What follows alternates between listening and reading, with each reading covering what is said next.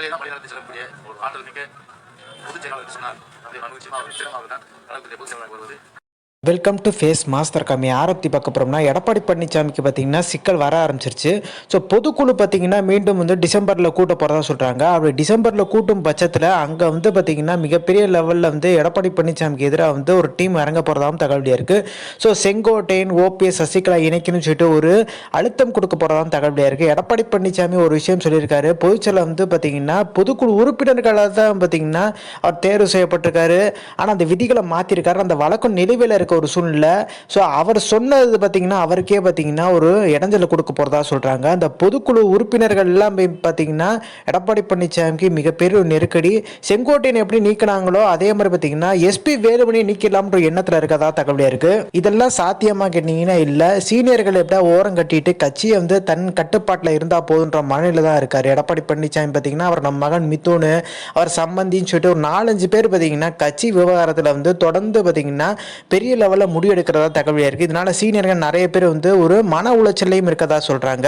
அந்த கோவத்தை பார்த்தீங்கன்னா இன்ஸ்டன்டாக எல்லாருமே காமிக்கிறதுக்கான வாய்ப்பு அதிகம். எடப்பாடி பழனிசாமிக்கு அந்த ஒரு நிலை வந்துச்சுன்னா கண்டிப்பாக வந்து எடப்பாடி பழனிசாமி நீக்க கூட பார்த்தீங்கன்னா தயங்க மாட்டாங்க எல்லாருமே சேர்ந்து. இந்த இரட்டை இலை விஷயத்திலையும் பார்த்தீங்கன்னா எடப்பாடி பழனிசாமிக்கு டிசம்பரில் சிக்கல்றாங்க. எடப்பாடி பழனிசாமி ஒத்துக்கிறதுக்கு இந்த இரட்டை இலை வழக்கே போதும்.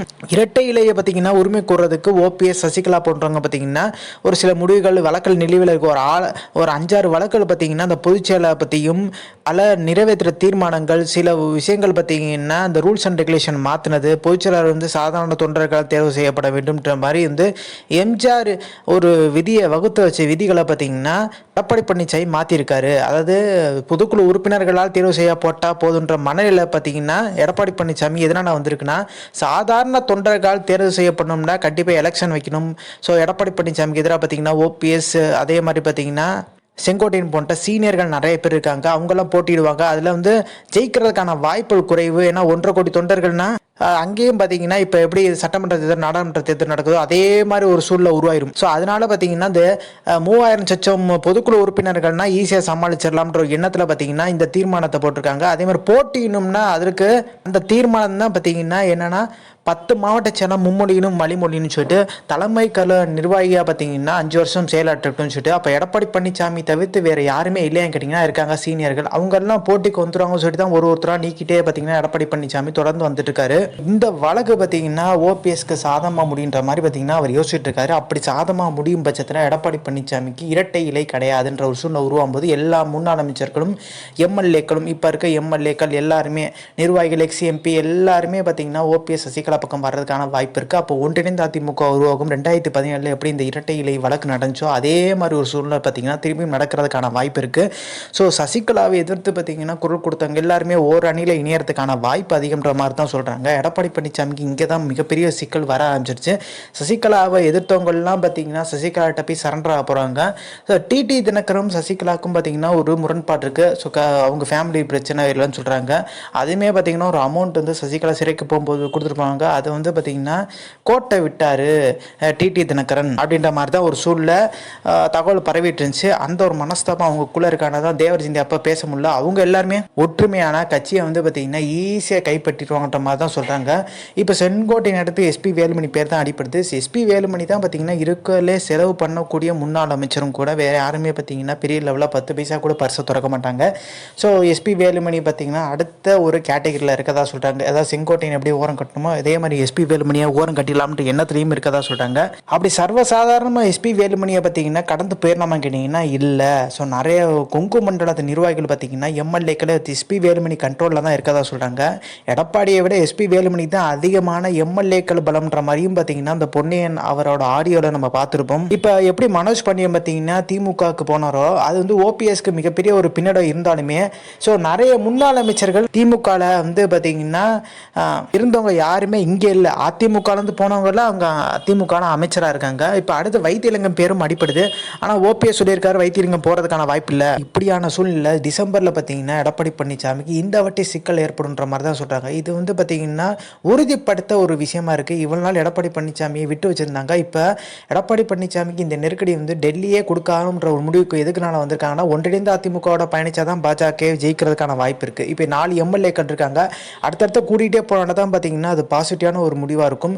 ஸோ எம்எல்ஏ குறைஞ்சிட்டே வந்தால் கண்டிப்பாக சிக்கலாக போயிருன்ற ஒரு எண்ணத்துலையும் பார்த்தீங்கன்னா பாஜக இருக்காங்க. ஒன்றிணைந்த அதிமுக எப்படியா உருவாக்கிடலாம் ஒரு மனசில் பார்த்தீங்கன்னா பாஜக வச்சுருக்காங்க. அப்போ ஒன்றிணைந்த அதிமுக உருவாக்குறதுக்கு பார்த்தீங்கன்னா யார் தடங்கல் பண்ணுறாங்கன்னா எடப்பாடி பழனிசாமி நல்லா தெளிவாகவே தெரியுது.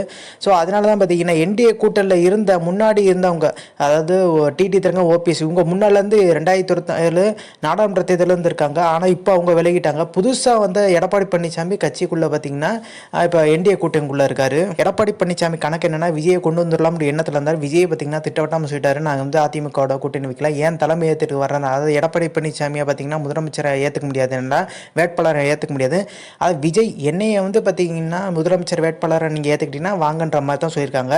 ஸோ எடப்பாடி பழனிசாமி வந்து கேபி முனுசாமி அதே மாதிரி பார்த்தீங்கன்னா வைகை செல்வம் இவங்களை வச்சு அட்டாக் பண்ணி விஜய் அட்டாக் பண்ணி பேசியிருந்தாலுமே ஆர்பி உதயகுமாரை வச்சு பார்த்தீங்கன்னா விஜய்க்கு வந்து அழைப்பு தான் விடுத்துட்டு இருக்காரு. அப்போ விஜயை நம்பி தான் அதிமுக இருக்கான்ற ஒரு கேள்வியே இருக்குது. ஸோ இந்த மாதிரி சூழ்நிலை எடப்பாடி பழனிசாமிக்கு ஏகப்பட்ட சிக்கல்கள் வரும்ன்றாங்க.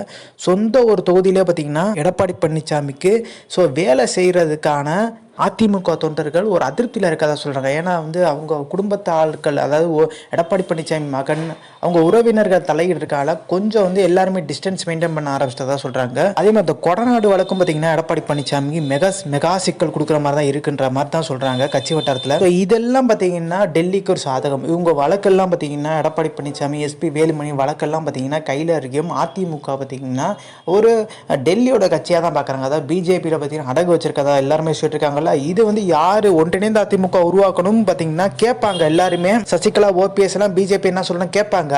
ஆனால் அந்த வலிமை ஒற்றுமை இருந்தால் பார்த்தீங்கன்னா அவங்கள ஒன்றும் பண்ணவே முடியாது. பெரிய லெவலில் பார்த்தீங்கன்னா அப்படி வந்து டார்ச்சர் கொடுத்தாலும் சமாளித்து வந்துடுவாங்க. இப்போ ஜெயலலிதா இருக்கும்போது ஜெயலலிதா அவங்கள அசைக்க முடியாமல் ஜெயலலிதா தனித்தனிலாம் பார்த்தீங்கன்னா ஜெயிக்கக்கூடிய அளவுக்கு பலம் இருந்துச்சு. ஆனால் இவங்ககிட்ட பார்த்தீங்கன்னா அந்த ஒற்றுமை இல்லாத யூனிட்டி இல்லாதனால பார்த்தீங்கன்னா மிகப்பெரிய தோல்வி தொடர்ந்து பார்த்தீங்கன்னா கொடுத்து வராங்க. எடப்பாடி பழனிசாமி தலைமை ஏற்றுட்டு ஒரு 10 தோல்வி கொடுத்துருக்கா. 10 தோல்வி பழனிசாமி சொல்கிற ஒரு சூழ்நிலை இப்போ 2026 கண்டிப்பாக ஜெயிச்சாகணுன்ற ஒரு சூழ்நிலை பார்த்தீங்கன்னா கட்டாயத்தில் இருக்காரு. இது நிறைவேறுமான்ற ஒரு சந்தேகம் தான். ஏன்னா திமுக ஆட்சி பார்த்தீங்கன்னா வரதுக்கான வாய்ப்பு தான் இருக்குன்ற மாதிரி எல்லா கருத்து கணிப்பு சொன்னாலுமே ஒரு டஃப் இருக்கும். அதனால் எதனால பார்த்தீங்கன்னா விஜய்னால தான் இருக்கும் தவிர வேறு எந்த ஒரு கட்சினாலையும் பார்த்தீங்கன்னா இருக்கிறதுக்கான வாய்ப்பு இல்லை. ஸோ எடப்பாடி பழனிசாமி பார்த்தீங்கன்னா கணக்கு போட்டிருந்தாரு விஜய் பார்த்தீங்கன்னா நம்ம கூட்டணிக்கு வந்துடுவார்னு சொல்லிட்டு. பட் அது நடக்கிறதுக்கான வாய்ப்பு சாத்தியம் இல்லாத ஒரு சூழ்நிலை. இப்போ பாமக பார்த்தீங்கன்னா பிரிஞ்சிருக்கு. அதேமாதிரி தேமுதிக பார்த்தீங்கன்னா வருமா வரான்னு தெரியாது. ஏன்னா அவங்களுக்கு ராஜ்யசபா சீட்டு தரேன்னு சொல்லிட்டு பார்த்தீங்கன்னா தரவே இல்லைன்ற ஒரு கோவம் பார்த்தீங்கன்னா பிரேமலதாக்கு இருக்குது. அவங்க திமுகவோட கூட்டணி வச்சு ஒரு 4-5 எம்எல்ஏ காட்சி நம்ம பார்த்தீங்கன்னா விஜயகாந்த் அவங்க இறப்புக்கு அப்புறாச்சும் நம்ம வந்து சாத்தியப்படுத்திக்கலான்ற ஒரு பிரேமலதா ஒரு எண்ணத்துலையும் இருக்கதா சொல்கிறாங்க. அது மட்டும் கிடையாது, தேமுதிக பார்த்தீங்கன்னா கொண்டு வரணும், திமுக கூட்டணியாக கொண்டு வரணுன்ற ஒரு எண்ணத்தில் பார்த்தீங்கன்னா திமுக வலுவாக இருக்காங்க. ஏன்னா வந்து விஜயகாந்த் இறப்புக்கு அப்புறம் பார்த்தீங்கன்னா அவருக்கு ஒரு வாய்ப்பு கொடுக்கணும்னு சொல்லிட்டு ஒரு அனுதாப ஓட்டும் பார்த்தீங்கன்னா தேமுதிக உழுவுறதுக்கான வாய்ப்பு இருக்கதாகவும் பார்த்தீங்கன்னா தகவல் இருக்காங்க. தேமுதிக பார்த்தீங்கன்னா இந்த கூட்டணி வந்து விவகாரத்தில் அறிவிப்பை ஜனவரி மாதம் சொல்லிட்டுன்ற மாதிரி சொல்லியிருக்காங்க. ஸோ இந்த இன்ஃபர்மேஷன் பிடிச்சா like share subscribe. Thanks for வாட்சிங் திஸ் வீடியோ.